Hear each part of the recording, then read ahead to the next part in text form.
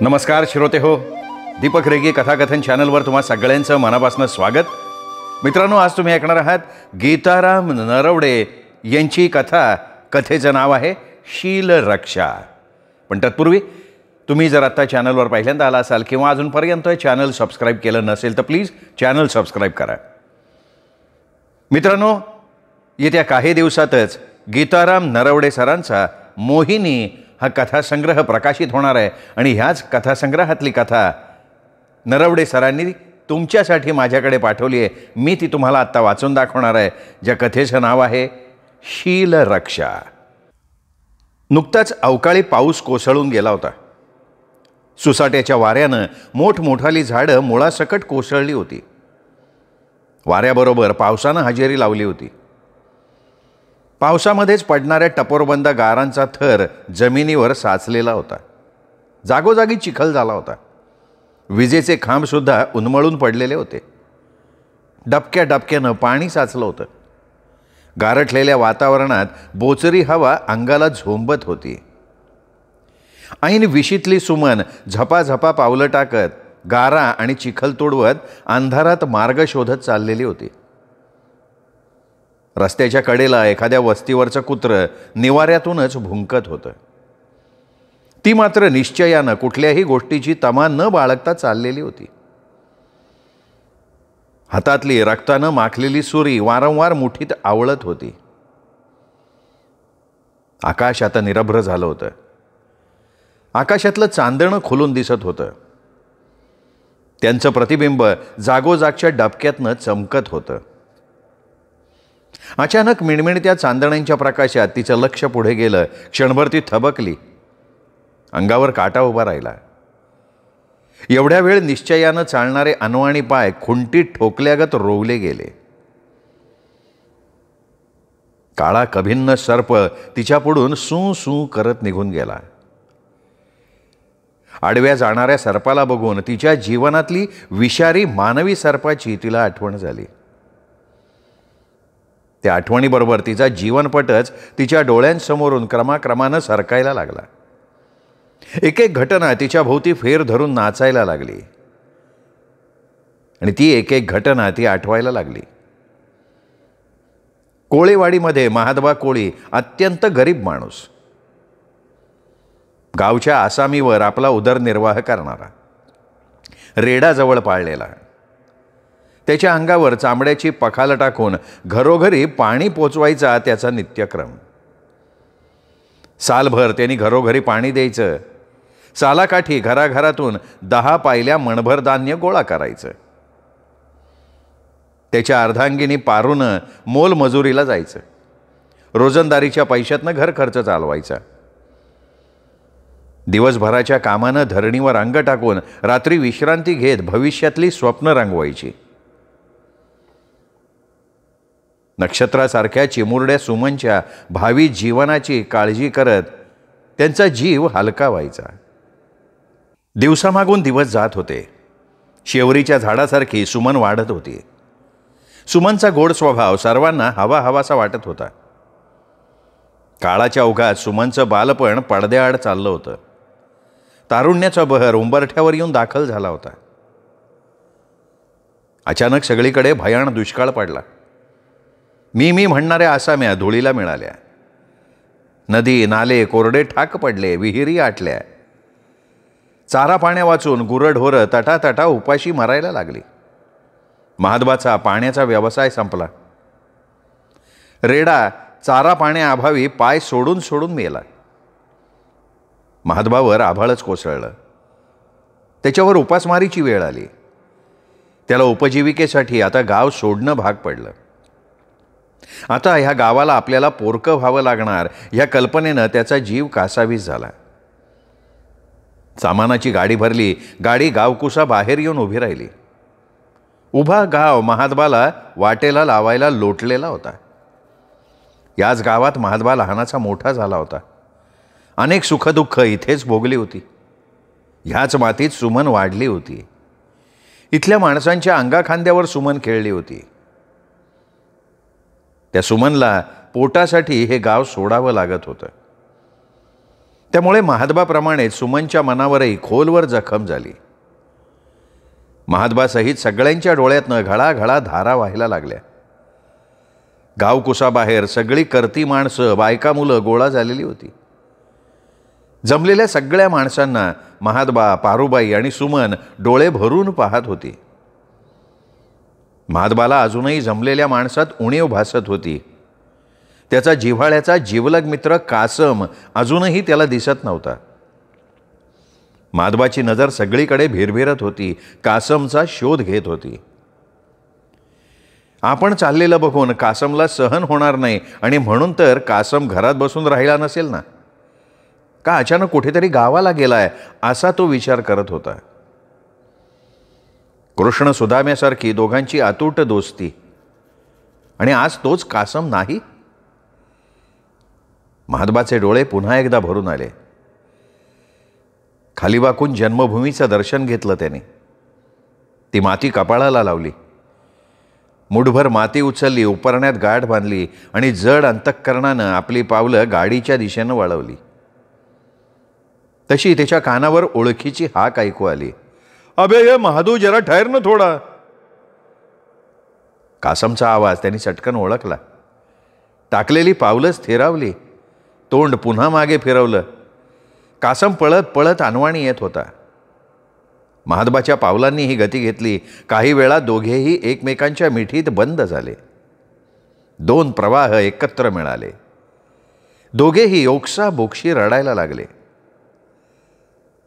इतका वेळ शांत असलेला जमाव सुद्धा ओक्साबोक्शी रडायला लागला. शेवटी कासमनंच आपली मिठी सैल केली. दोघेही एकमेकांपासून अलग झाले. त्यांनी जड अंतःकरणानं महादबाला निरोप दिला. मुक्काम दर मुक्काम करत महादबा एकदाचा दर्या किनारी आपली बहीण रखमाबाईच्या गावी आला. म्हणजे गवळण्यात येऊन दाखल झाला. बहिणीची परिस्थिती जेमतेम. महिपती आणि गिरजू या दोन मुलावर आयुष्याची मदार देऊन आला दिवस ती ढकलत होती. कुंकवाचा धनी 4 वर्षांपूर्वीच देवाघरी गेला होता. महिपती आणि गिरजू दर्यावर जाऊन पारंपरिक मच्छीमारीचा व्यवसाय करून जीवन जगत होते. महिपती 25 तर गिरजू 20-22 वर्षांचा झालेला होता. अजूनही दोघेही अविवाहित होते. दोघेही अंगापिंडानं धडधाकट होते. रखमाचं आता वय झालं होतं. त्यात तिला दम्याच्या आजारानं पछाडलं होतं. एक एक दिवस आणि रात्र तिला आजार झोप येऊ देत नव्हता. दुष्काळामुळे महादबा आपल्या कुटुंबासकट आल्यानं सुमन रखमाईची देखभाल करायला लागली. गोरीपान सुमन, स्वभावानं गोड मुलगी, थोड्याच दिवसात सगळ्यांना हवीशी वाटायला लागली. तिच्या मादक तारुण्यानं महिपती, गिरजू मोहित झाले. तिच्यावर जीव टाकायला लागले. तळपायापासनं डोक्याच्या केसापर्यंत सुमन उठून दिसत होती. तिच्याबद्दलची आस्था आणि आपुलकी वाढत चालली होती. अशी प्रेमळ आणि लोभस मुलगी सून म्हणून घरात यावी असं रखमाला वाटायला लागलं. महादबा महिपती गिरजूबरोबर दर्यावर मच्छीमारीसाठी दर्यावर जायला लागला. सुरुवातीला महादबाला पाण्यात जायची विलक्षण भीती वाटत होती, पण नंतर हळूहळू त्याला त्याची सवय झाली. एक दिवस सायंकाळी महादबा दर्यावरनं घरी आला तसा रखमानं त्याला निरोप धाडला. महादबा लगोलग बहिणीकडे येऊन दाखल झाला. इकडच्या तिकडच्या थोडाफार गप्पा झाल्या आणि मग रखमाबाईनं हळूच विषयाला हात घातला. रखमाबाई म्हणाली, पोर लग्नाला आली, आता किती दिवस गप बसणार आहेस? तसा महादबा म्हणाला, आता ग बसून कसं भागन? ती काय घरात ठेवायची वस्तू आहे का? तोच विचार करतोच आहे मी आपण. महादबाचं बोलणं संपतं तोच रखमा म्हणाली, सुमन मला देऊन टाक. महिपतीचं पण लगीन उरकावं लागन. माझी अशी घडी घटका भरलेली असती नेहमी. महादबाच्याही डोक्यात तोच विचार डोकावत होता. आता आयती संधी चालून आली होती. महादबानं लगेच आपला होकार देऊन टाकला. रखमाबाईनं आपल्या दोन्ही मुलांना जवळ बोलवून घेतलं. त्यांना झाला प्रकार सांगितला. आईचं बोलणं ऐकून महिपती खुश झाला, पण गिरजूचा चेहरा मात्र खाडकन उतरला. त्याच्या काळजावरच घाव बसला होता. त्याला अगदी असह्य झालं. गिरजू तडक घराच्या बाहेर निघूनही गेला. लग्नाची तारीख पक्की झाली. महात्मा रिवाजानुसार पत्रिका छापून पहिल्यांदा कोळेवाडीला गेला. व्यवसायानिमित्त तो गवळण्यात रमला असला तरी जन्मभूमीला तो विसरलेला नव्हता. उपरण्यात गाठ बांधून आणलेली माती त्यांनी प्राणापलीकडे जपून ठेवली होती. जन्मभूमीला विसरणं त्याला शक्यच नव्हतं. पहिली पत्रिका त्यांनी कासमच्या हातात ठेवली. दोघांनाही बडबडून आलं. डोळे पाण्यानं डबडबले. एकमेकांना आलिंगन दिलं. मग बाकी सगळ्या गावात त्यांनी पत्रिका वाटल्या. जवळजवळ सारा गाव सुमनच्या लग्नाला आला. भरल्या पावलानं सुमननं उमऱ्यातील भरल्या आधोलीचं माप कलंडून महिपतीसोबत गृहप्रवेश केला. रखमाबाईनं चतकोर भाकर तांब्याभर पाणी दोघांवरनं ओवाळून रस्त्यावर टाकलं. सुमन महिपतीवरची आलाई बालाई जावी म्हणून परमेश्वराला हात जोडले. संपूर्ण लग्न उत्साहात पार पडलं, पण गिरजू मात्र त्यात समाधानी दिसला नव्हता. त्याच्या डोळ्यात आणि चेहऱ्यावर वेगळेच भाव जाणवले. त्याच्यातला चमत्कारिकपणा सुमनला डाचायला लागला. रात्री तो चक्क दारूच्या नशेत तुर्र होऊन आला आणि तेव्हापासनं त्याचं नित्यानं सायंकाळी दारू पिऊन झिंगत येणं सुरू झालं. त्याच्यात अचानक झालेला बदल बघून रखमाबाईला खूप वाईट वाटायला लागलं. महिपतीसुद्धा त्याच्या ह्या वागण्यानं गोंधळून गेला. तो घरात प्रत्येकाशी तुटकपणे वागायला लागला. सुमन आपल्या सासूची तन मन लावून सेवा करत होती. ते बघून महिपतीला समाधान वाटत होतं, पण भावाचं बिघडलेलं वर्तन बघून त्याच्या काळजाला घरं पडत होती. त्यांनी गिरजूला परोपरीनं समजावून सांगण्याचा प्रयत्न करून पाहिला, पण त्याच्या वर्तनात फरक पडतच नव्हता. दिवसामागून दिवस जात होते. रखमाबाईची तब्येत अधिकच खंगत चालली होती. औषधोपचाराचा आता काही उपयोग होत नव्हता. त्यातच गिरजूनं दर्यावर जायचं सोडून दिलं होतं. प्रपंचाची सगळी धुरा महिपतीवर येऊन पडली होती. आईसाठी औषधं आणि घरखर्च एकटाच करायचा. आज मात्र सुमनला सकाळपासून बेचैन वाटत होतं. तिचं कशात लक्षच लागत नव्हतं. परोपरीने तिने आपलं मन कामात रमवण्याचा प्रयत्न केला होता, तरीसुद्धा एक जीवघेणी उदासीनता तिला असहाय्य करत होती. महिपतीनं आज घर सोडून जाऊ नये असं तिला वारंवार वाटत होतं. तेवढ्यात महिपती घरात आला. बघ सुमन, आईकडे लक्ष ठेव, मी निघालो दर्याव. सुमनला जास्तच बेचैन वाटायला लागलं. सुमन त्याला म्हणाली, अहो मला वाटतं आजचा दिवस तुम्ही घरीच राहावा. सासूबाईंची तब्येत आज बरी नाही हो. तसा महिपती तिला समजावत म्हणाला, अगं येडे, न जाऊन जा, भागन कसं? आईला औषध पाण्याला पैसे नको का? खिशात दमडी नाही राहिली. हे बघ, सांच्याला मी लवकर घरी येतो. महिपतीला कसं समजावून सांगावं ते सुमनला कळेना. ती म्हणाली, अहो आज आमुष्य आहे, आज दर्यावर न गेलेलं बरं. त्यात सकाळपासनं मला लय उदास वाटते हो. सुमन रडकुंडीला आली होती. तिने महिपतीला परोपरीनं समजावून सांगण्याचा प्रयत्न केला, पण महिपतीनं ऐकलंच नाही. महिपती तिला म्हणाला, अरे तुम्ही बायका लय हळव्या असता. अगं आमुष्या असली म्हणून काय झालं मला सांग. आज पावतर का कमी आमुष्या पुन्हा आल्या का? आजच कसा अपशकुनी विचार तुझ्या मनात आला? अगं दर्याच आमचा राखण करणारा देव आहे. पुन्हा एकदा सुमननं महिपतीला समजावण्याचा केविलवाणा प्रयत्न करून पाहिला. ती म्हणाली, नाही हो, तरी बी मला वाटतं का आज तुम्ही जाऊच नाही. मला का नाही लय भीती वाटते हो. महिपतीनं सुमनला जवळ ओढलं. तिच्या पाठीवरनं हात फिरवला. तशी रखमाबाईला खोकल्याची उबळ आली. सुमन पळत पळत रखमाबाईजवळ गेली. बाटलीतलं झाकणभर औषध तिला पाजलं. पुन्हा फिरून महिपतीला समजावण्यासाठी निघाली, पण महिपती तोपर्यंत निघूनही गेला होता. दिवस आता अस्ताला गेला होता. महिपती अजूनही आला नव्हता. अचानक आकाशात ढग गोळा झाले. बघता बघता वारा वाहायला लागला. रखमाबाईची धाप वाढली. श्वास घेणं त्रासदायक व्हायला लागलं. तिचा जीव कासावीस व्हायला लागला. महिपती दर्यावर गेला होता. गिरजू घरी नव्हता. सुमन एकटीच घरी होती. आपल्या सासूची तब्येत अचानक बिघडल्यानं पुरती गोंधळून गेली ती. तिने धावत धावत डॉक्टरांचा दवाखाना गाठला. डॉक्टरनं बॅग भरली, तडक घर गाठलं. पण डॉक्टर येण्या अगोदर सगळं संपलं होतं. रखमाबाईचा देह निष्प्राण होऊन पडला होता. त्याच्यातला प्राणपक्षी कधीच उडून गेला होता. शरीर थंडगार पडलं होतं. शरीराची हालचाल थांबली होती. रखमाबाई चिरकाल निद्राधीन झाली होती. सुमननी मोठ्यानं सासूबाई असं म्हणत हंबरडा फोडला. बराच वेळ सुमन रड रड रडली. जवळ कोणीही नव्हतं. तेवढ्यात वादळ सुरू झालं. बेभानपणे वारा वाहायला लागला. मोठमोठाली झाडं धडाधड कोसळायला लागली. अंधार भरून आला. डोळ्यात बोट घातलं तरी काही म्हणता काही दिसेनासं झालं. घरात सासूचं प्रेत पडलेलं. महिपती अजून आला नव्हता. सुमनला आता महिपतीचीही काळजी वाटायला लागली. त्याच्या वाटेकडे तिचे डोळे लागून राहिले. बघता बघता शांत असलेला दर्या खवळला होता. त्याच्या अकराळ विकराळ लाटा रागारागानं किनाऱ्याला धडका द्यायला लागल्या. सुमनची अवस्था विचित्र बनली.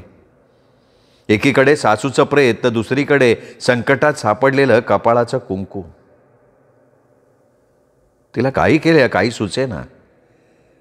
तिला आता आधाराची गरज वाटायला लागली. अशा वादळातच तिने घराच्या बाहेर पाऊल ठेवलं. भयानक वादळात ती आता गिरजूच्या शोधात निघाली. अचानक पाऊस सुरू झाला. पावसाबरोबर गारा कोसळायला लागल्या.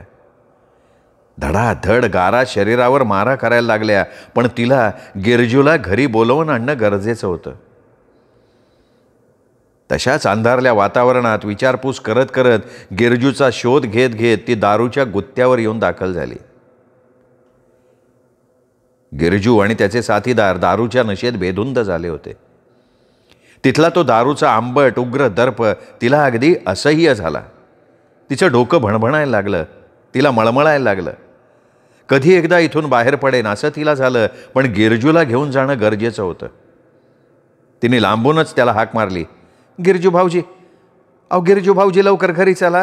अहो तुम्ही काय इथं दारू पेत बसलाय, लवकर घरी चला. आवाजाबरोबर सगळ्यांच्या नजरा सुमनकडे वळाल्या. प्रत्येकजण तिला तिथे बघून चकित झाला. शेवरीसारखी अटकर बांध्याची गोरीपान तरुणी बघून दारूनं बेधुंद झालेले गिरजूचे जोडीदार विचित्र आणि अश्लील हावभाव करायला लागले. गिरजू मात्र दारू पिऊन बेहोश झाला होता. त्याला काही सुचतच नव्हतं. सुमन पुन्हा म्हणाली, अहो भाऊजी, हे तर काय बसला तुम्ही, घरी चला अगोदर. अहो सासूबाई गेले. गिरजू इतका बेहोश झाला होता की यातलं त्याला काहीही ऐकूच येत नव्हतं. त्यांनी पुन्हा दारूचा ग्लास हातात घेतला. घटाघटा घशाखाली रिचावला. तसा त्याचा मित्र राघ्या आपल्या भल्या थोरल्या मिशांना पीळ घालत म्हणाला, अरे बांड्या, कोण आहे रे ही पर्री? कोळ्याचा बांड्या त्याच्या पुढेच बसला होता. तोंड वेडावत तो म्हणाला, अरे ही महिपतीची बायको, आपल्या गिरजूच्या हातातनं निसटलेलं पाखरू हेच. पण काय म्हण राव, महिपतीने बरोबर डाव साधला बरं का. तसा राणू कोळ्याचा कुश्या एक डावाडोळा झाकत म्हणाला, राग्या, आज काय सावायचं सुटता कामा नाही बरं का. कुशाच्या तोंडून शब्द बाहेर पडला तसा सुमनच्या अंगावर काटाच उभा राहिला. तशा गारव्यातही तिला दरदरून घाम फुटला. गिरजू मात्र जमिनीवर आडवा झालेला होता. आता आपण इथनं बाहेर पडावं असं तिला वाटलं. ती मागे मागे सरकायला लागली. तशी राघ्यानं तिच्यावर झडप घातली. तिने मोठ्यानं किंकाळी ठोकली. ती गिरजूला हाका मारायला लागली. गिरजू मात्र दारूच्या नशेत बेहोश होता. सुमननं राघ्याच्या हातून सुटायची धडपड सुरू केली.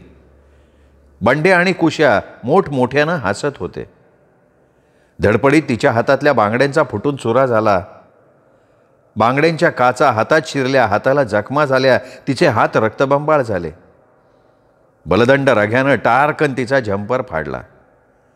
ती पळायला बघत होती. राघ्यानं तिला पुन्हा एकदा मिठीत घेण्याचा प्रयत्न केला. आता आपल्या शीलाचं रक्षण आपणच केलं पाहिजे याची तिला जाणीव झाली. तिने त्याच्या हाताला कडकडून चावा घेतला. त्याची मिठी सैल झाली. तिने त्याला हिसडा मारला. त्याच्या हातातनं तिची सुटका झाली. तिने धावत जाऊन टेबलावरची कांदा कापायची सुरी हातात घेतली.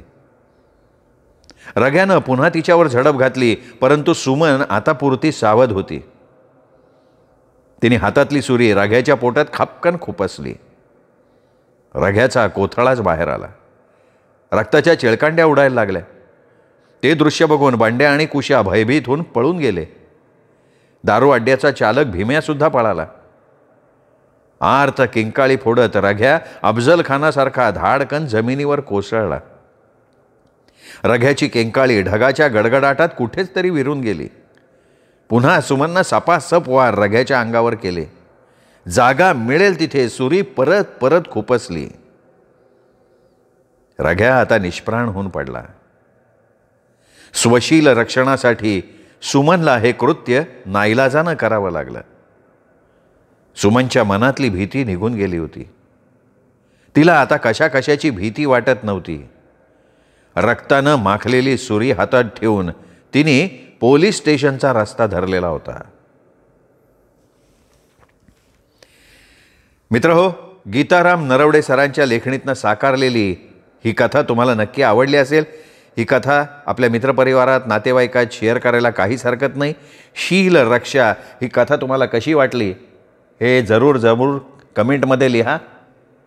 पुन्हा भेटूयात नरवडे सरांच्या वेगळ्या कथेसह पुन्हा एकदा. तोपर्यंत नमस्कार मित्र.